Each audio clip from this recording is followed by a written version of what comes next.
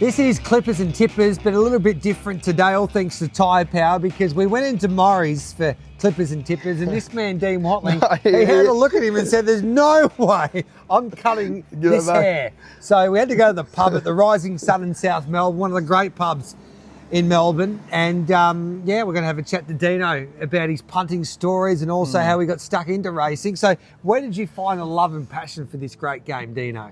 Yeah, mine's a little bit different, G. I didn't come from a racing background at all. No. I was sort of, my grandparents used to bet every Saturday, and then I sort of turned 18, you play footy up in New South Wales, and everyone goes back to the pub and has a punt. Yeah. So got into it that way, and then I fell in love with it. Had a trifecta in the 2010 Melbourne Cup. I think it was Americane, So You Think, and My Lucky Day. Yes. And then I remember Mum and Dad coming home from the races, and Mum was flicking $50 notes at me because we won. And then from there, sort of got a little bit of the bug. The bug. And then a Mighty Mare Winks come along, G, and then I fell in love with the sport with her. So that's sort of what kicked me off in this punting journey and racing journey. So you're full-time in this racing game. So you work for SEN, you work for Betsy these days, you help out the jockeys. What else do you do? Bit with Betfair, buying and selling some horses to overseas, ratings and that. Used to do that back in the day. What else? I get to hang out with you a couple of times a week, speak to you. So what's the best part of the game? I think it's meeting the participants, G. It's been a good journey thus far, meeting people like you, yourself, Mickey Gannon, Brad Davidson, Tom Haylock. Zach Lloyd, you love? Zach Lloyd, Michael Friedman. Yeah. I haven't met him yet, but I will. Haven't you met Michael Friedman? No, I just talk about, I'm waiting for him to inbox me, G. But I think that's the best part about racing, the people you meet. A lot of the time you are away from, I'm in Sydney, we speak over online on that, but getting down here in Melbourne or you come out to Sydney's often the best times in racing. So I do love that, and also love backing a winner, G. That's 100%. Helps.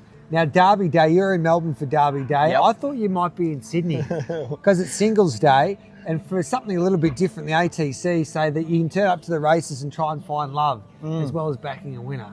But you didn't want to go there? No, G, no. I thought I'd head down here and, I know you've found love, so maybe get a couple pointers off you. What about 100% Dino? I can...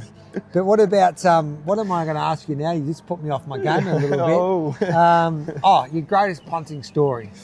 Yeah, I've had a couple. A recent one, the Golden Slipper winner Mahuna kicked off on a Friday night at Canterbury, and I had a three-leg multi, Mahuna into Bella Zane on the Saturday into Public Attention, who was first up gelded for Price and Kent Jr. Had a $50 all up and won, just under 15 kg. Did it? So, yeah. How good. That was this year, so that funded a bit of Europe travels for next year, but no, that's probably one of the best ones I've had. 100%. What's your advice out there to the young punters that want to be involved in this game and have some fun? Maybe heading into Derby Day, how would you approach it? Oh, it depends what you want. Figure out what you want. If you want to have fun, and then don't be too strict on yourself. Obviously, have fun, do the form, follow who you want to follow. If you want to take it seriously, I would suggest staking plans, record your results. If you want to take it a little bit more serious, do that. But end of the day, G, we just want to find the winners. There's have no point some fun. Backing the overs price or anything like that if you're out there for one day, and just enjoy racing. If I gave you $100 because we couldn't get a haircut because Murray said he's not going to cut your hair, it'd take him too long. He went right off his chops, Murray.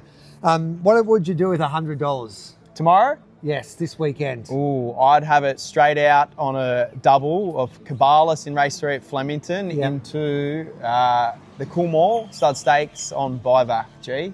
Just take the double, 100 on that. Geez, I'm bullish on my mare, Pride of Jenny. I'd have $100 straight out on her into Autumn Glow.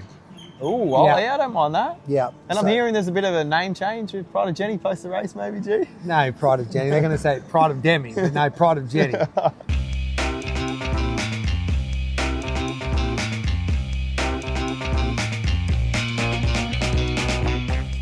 It's going to be a great day. Derby Day doesn't get any better. Wear your black and white suits there for Derby Day. It's Golden Eagle Day and also the Balding Day there in Sydney as well. So bring it on, Dino. Welcome back to Melbourne. The Rising Sun, one of the great pubs in South Melbourne, so I highly recommend you get here as well. But that's, of course, Clippers and Tippers a little bit differently this week because, as I said, Maury wouldn't cut Dino's hair. All thanks, of course, to Tyre Power.